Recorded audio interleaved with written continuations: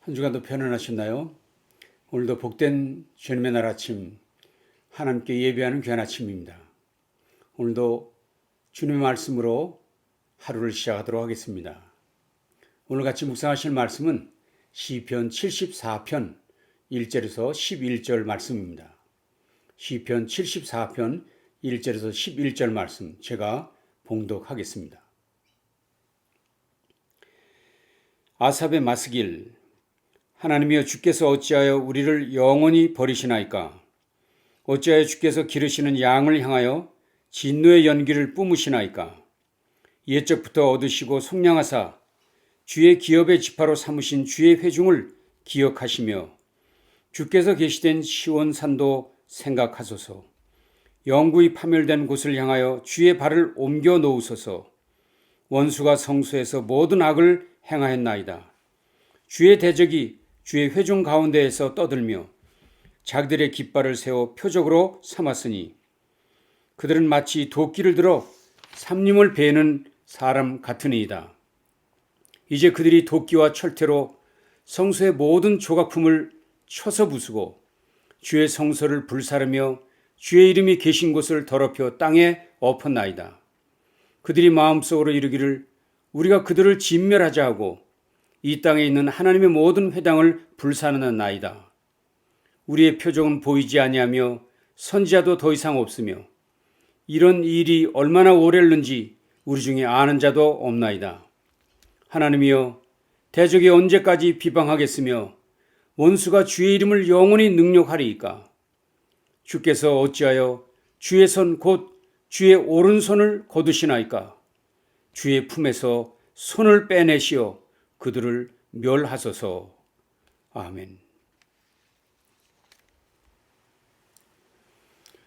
오늘 읽은 시편은 아삽의 마스길이라는 표제가 붙어 있습니다. 여기서 우선 두 가지를 생각해 보도록 하겠습니다. 첫째는 저자로 표시된 아삽입니다. 그는 다윗 시대 성전에서 찬양을 책임진 사람이었습니다. 그런데 오늘 시의 내용은 환란, 그것도 바벨론에 의해 유다가 멸망당한 이 일을 이야기하고 있다는 점이 문제입니다. 그래서 여기서는 우리 모두 의문을 갖게 되지요. 과연 아삽이 그것을 경험해 보지 않았을 텐데 어떻게 이런 글을 썼다는 것인가? 말씀드린 대로 아삽은 다윗 시대 사람이고 유다의 멸망은 다윗으로부터 물려 400년 이후에 일어난 일이기 때문에 그런 생각을 할 수밖에 없는 것입니다. 그래서 사람들은 아마도 후대에 어떤 사람이 아삽의 이름을 빌려 쓴 시가 아닐까 추정하고 있는 것입니다.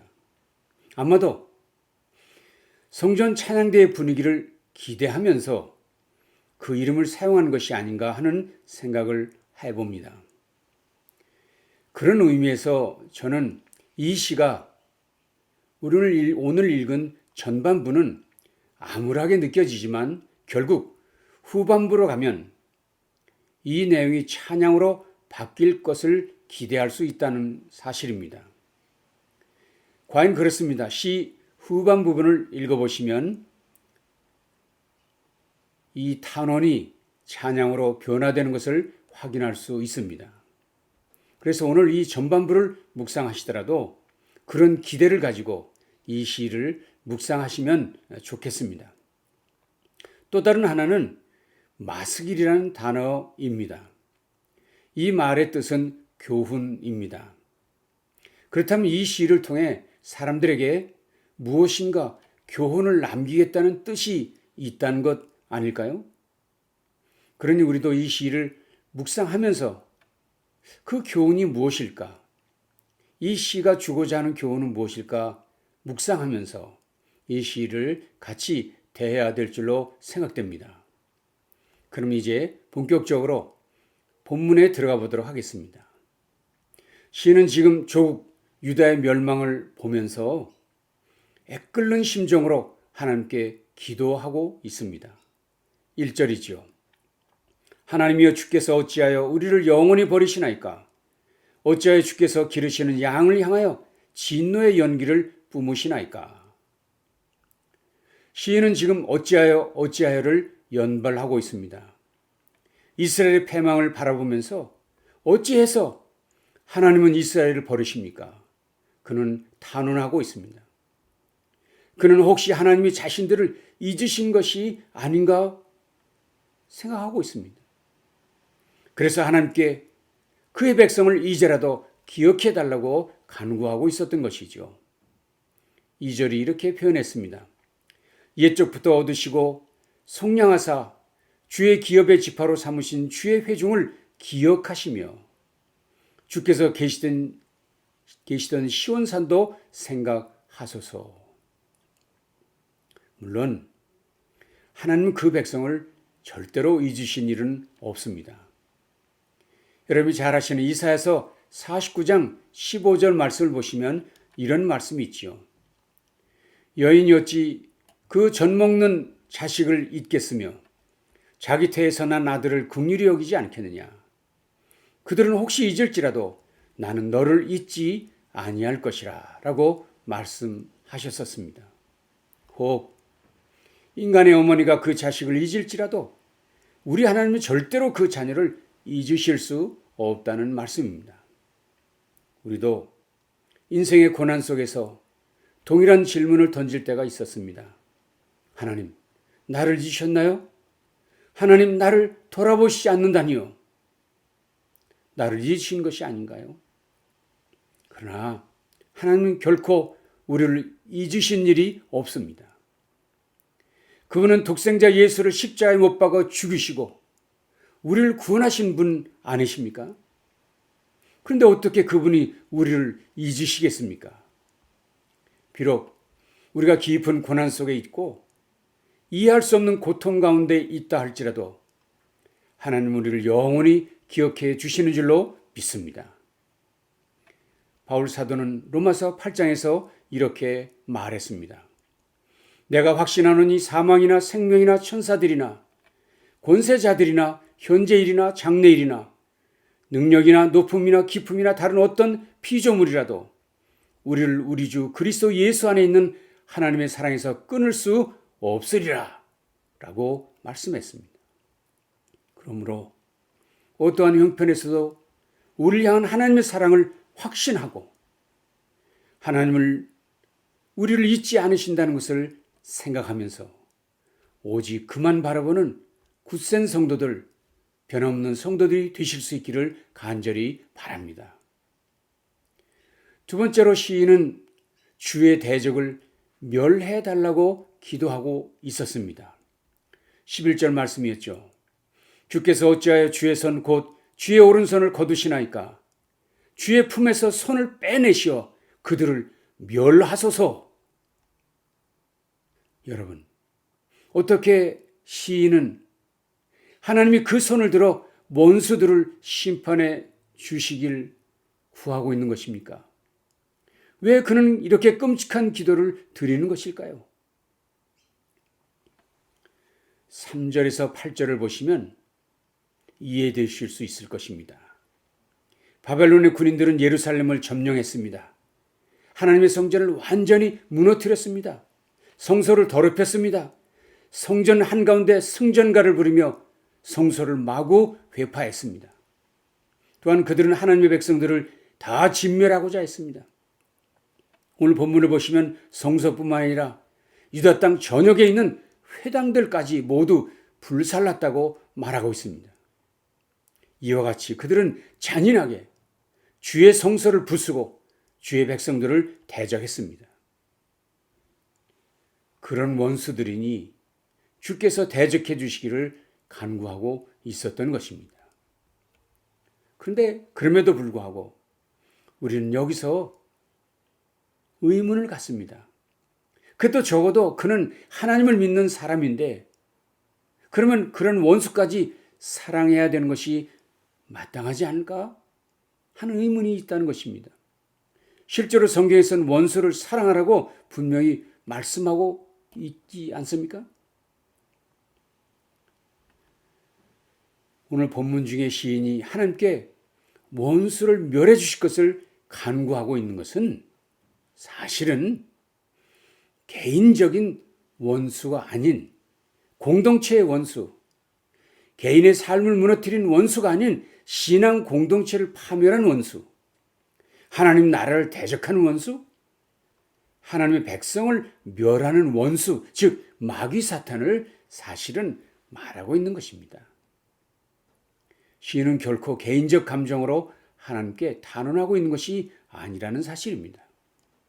그의 관심은 하나님의 나라와 그의 백성에 관한 안전과 보호였습니다. 우리가 때로 안타까운 마음으로 어찌해서 라고 하며 하나님께 기도할 수 있지만 그럴 때에도 우리는 늘 이것이 개인적 감정의 표현이 되지 않도록 우리 자신들을 살펴야 합니다. 우리의 기도 목적은 하나님 나라와 그의 의를 위한 탄식이어야 한다는 것입니다.